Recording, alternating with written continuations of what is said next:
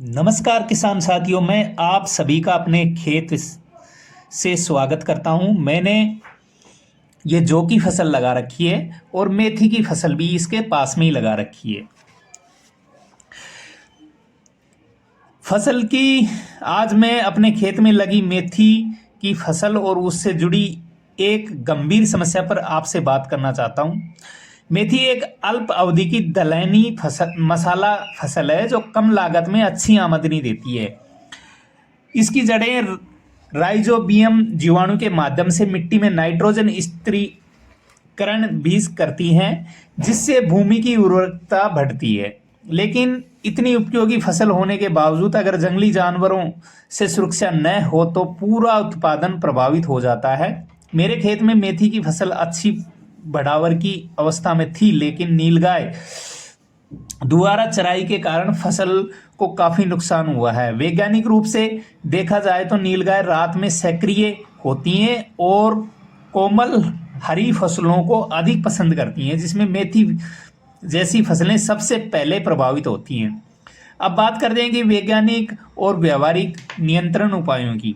फसल उपाय: भौतिक अवरोधक, खेती की कांटेदार या जालीदार फेंसिंग नीलगाय के प्रवेश को 60 से 70% तक कम कर सकती हैं। जहां संभव हो वहां सोलर फेंसिंग सबसे प्रभावी उपाय माना जाता है, क्योंकि इसमें हल्का विद्युत प्रवाह जानवर को नुकसान पहुंचाए बिना उसे दूर रखता है।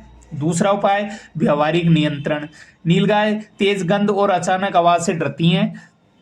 खेत के चारों ओर फिनाइल, केरोसिन या गौमूत्र में भिगोए हुए कपड़े 7 से 10 दिन के अंतराल पर बदल कर लगाने चाहिए। रात में रिफ्लेक्टिव टेप, टीन के डिब्बे या सोलर लाइट लगाने से जानवर खेतों में रुकता नहीं है। तीसरा उपाय सामुदायिक फसल सुरक्षा: वैज्ञानिक अध्ययन के अनुसार अगर एक ही क्षेत्र के किसान सामूहिक रूप से फिनेंसिंग या निगरानी करते हैं तो जंगली जानवरों द्वारा फसल क्षति में काफी कमी आती है। अकेले खेत को निशाना बनाना नीलगाय के लिए आसान होता है। अब मैं आपको ऐसे शख्स से मिलाता हूँ जो एग्रीकल्चर से एमएससी किए हुए हैं, उनके विचार सुनते हैं। सोनू है और मैंने बैचलर ऑफ साइंस एग्रीकल्चर से कर रखी है। तो हम आज आपको बता रहे हैं जौ की फसल के बारे में। जौ का वानस्पतिक नाम है ओर्डियम वल्गेर और ये पोएसी कुल से बिलोंग करता है। तो ये देख रहे हैं कि ईमानी के समय हमारी जौ की जो इसकी बाली देख सकते हैं आप, एक बिलांद क्रॉस कर रही है और ये प्रॉफिट भी अच्छा आएगा, इसमें बढ़िया उपज हो जाएगी इसकी। लेकिन इसमें एक समस्या आ रही है। देखो हमारे इसमें रोज उन्होंने नुकसान कर दिया है। शाम को आते हैं और नुकसान काफी हो चुका है। देखो काफी नुकसान हो चुका है हमारा। अभी हमारी इसमें सिंचाई, दूसरी सिंचाई चल रही है जो कि फिलहाल जो आप देख सकते हैं, और अभी सिंचाई का टाइम आ ही गया है। देखो लेकिन जानवरों की वजह से ज्यादा नुकसान हो गया है, बहुत ज्यादा। तो इसके लिए हम एक प्रोसेसिंग कर सकते हैं, हमारी में उपज भी बनी रहेगी। हम हमारे खेत के चारों तरफ एज नुमा एक पौधा आता है वो लगा सकते हैं, जिससे हमारा खर्चा बचेगा। पौधे के पौधे लग जाएंगे, खर्चा का खर्चा बचेगा, सिर्फ प्लांट लाने के पैसे बचेंगे और बाद में उसी की टहनी लगा के बो सकते हैं, जिससे हमारे आवारा पशु फसल के अंदर नहीं आ सकते। इससे हमारा बहुत बेनिफिट फायदा है। लेकिन आप एक और चीज देख सकते हैं, जैसे हमारी जौ की फसल अभी बहुत कम बढ़वार पे है। क्यों है इसका कारण?